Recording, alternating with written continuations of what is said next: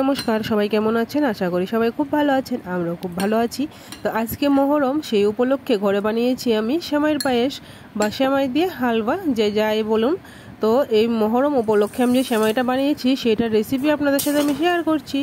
তো এখানে আমি ঘি দিয়ে আগে সেমাইটাকে একটু ভালো করে ড্রাই রোস্ট করে নিয়েছি, একদম লো স্টিমে। এখন আমি একটা কড়াইতে দিয়ে দেবো চিনিটাকে স্টিম কমিয়ে, গ্যাসের স্টিমটা কমিয়ে একদম ক্যারামেল হওয়া অবধি রাখছি। যখন ক্যারামেল হয়ে গেল, এখন আমি এটা দিয়ে দেবো আমুল দুধ। তো দুধটা দিয়ে ভালো করে নাড়তে হবে, নয়তো বা চাকা চাকা হয়ে যায়।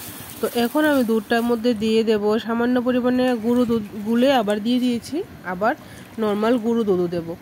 তো এখানে দুধটা আমি একটু ফুটতে দেবো, দিয়ে দিলাম এলাচ, আর দিয়ে দেবো এখন সামান্য পরিমাণে গুঁড়ো দুধ একটু ঘন হওয়ার জন্য, বাস। আর দিয়ে একটু নেড়ে নেব। দিয়ে দিয়েছিলাম কাজু আর আলমন্ড, সেটা আমি দেখাতে পারিনি। তো এইখানে আমার দুধ মোটামুটি ঘন হয়ে এসে পড়েছে, দিয়ে দিলাম সেমাইগুলো।